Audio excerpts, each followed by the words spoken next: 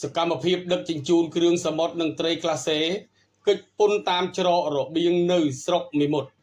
ចេញផ្សាយនៅថ្ងៃពុធទី12ខែពិសាឆ្នាំមមីអត្តស័កពុទ្ធសករាជ2570ត្រូវនឹងថ្ងៃទី13ខែឧសភាឆ្នាំ2026ភាពមិនប្រក្រតីនៅច្រករបៀងបង្គោលលេខ105ស្រុកមីមុតកំពុងបើកដៃឲ្យទំនិញបង្កកគ្មានគុណភាពហូរចូលមកប្រទេសកម្ពុជាខេត្តត្បូងឃ្មុំខណៈដែលរាជរដ្ឋាភិបាលកំពុងតែរឹតបន្តឹងនិងត្រួតពិនិត្យគុណភាពចំណីអាហារបែជាមានសេចក្តីរាយការណ៍ថាច្រករបៀងព្រំដែនក្នុងស្រុកមេមត់កំពុងคล้ายទៅជាដង្ហើមសេដ្ឋកិច្ចងងឹតសម្រាប់ក្រុមឈ្មួញនាំចូលពីត្រីសាច់និងគ្រឿងសមុទ្របង្កកពីប្រទេសវៀតណាមដោយគ្មានការត្រួតពិនិត្យបន្តិចសោះឡើយសកម្មភាពដឹកជញ្ជូនក្រោមស្បៃរាត្រីប្រភពពីប្រជាពលរដ្ឋដែលរស់នៅក្បែរតំបន់បង្គោលលាក់លេខ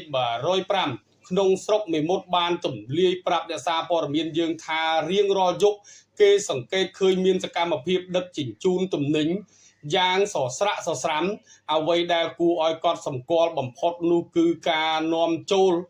ទាំងនេះត្រូវបានធ្វើឡើងតាមរយៈរថយន្តផ្ទេរពីមួយទៅមួយយ៉ាងរលូនដោយមិនដែលឃើញមានការរំខានឬការចុះត្រួតពិនិត្យពីសំណាក់មន្ត្រីជំនាញកបបឬមន្ត្រីការពារច្រកព្រំដែនឡើយយោងតាមការបញ្ជាក់ពីប្រភពដដែលបានឲ្យដឹងថាក្នុងចំណោមមេឈ្មួញដែលរកស៊ីនាំចូលនោះមានមេឈ្មួញជនជាតិវៀតណាមម្នាក់ដែលគេស្គាល់ថាយីទឿកំពុងដើរតួនាទីយ៉ាងសំខាន់ក្នុងការនាំចូលត្រីសាច់និងគ្រឿងសមុទ្របង្កកយ៉ាងអនាធិបតេយ្យភាពធូររលុងរបស់មន្ត្រីប្រចាំការនៅច្រកបង្គោលលេខ105នេះកំពុងរងការរិះគន់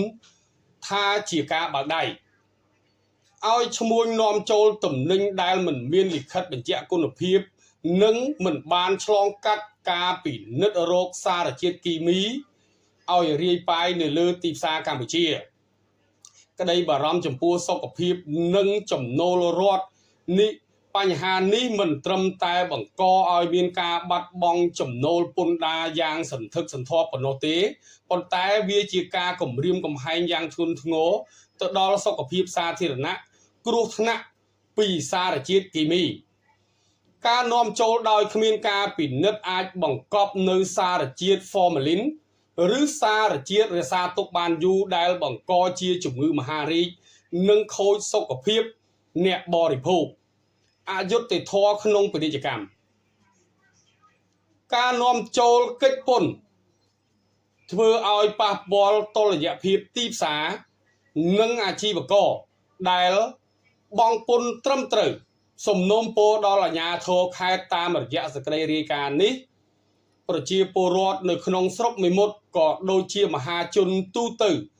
សូមគោរពស្នើសូមទៅដល់ឯកឧត្តមអភិបាលនៃគណៈអភិបាលខេត្តត្បូងឃ្មុំ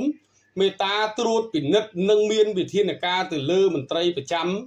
ការនៅច្រកព្រំដែនមេមត់ជាពិសេសត្រង់ចំណុចបង្គោលលេខ105នេះផងអាជ្ញាធរពង្រឹងការត្រួតពិនិត្យគ្រប់មុខទំនិញដែលនាំចូលពីប្រទេសជិតខាងឲ្យបានត្រឹមត្រូវស្របទៅតាមបទដ្ឋាន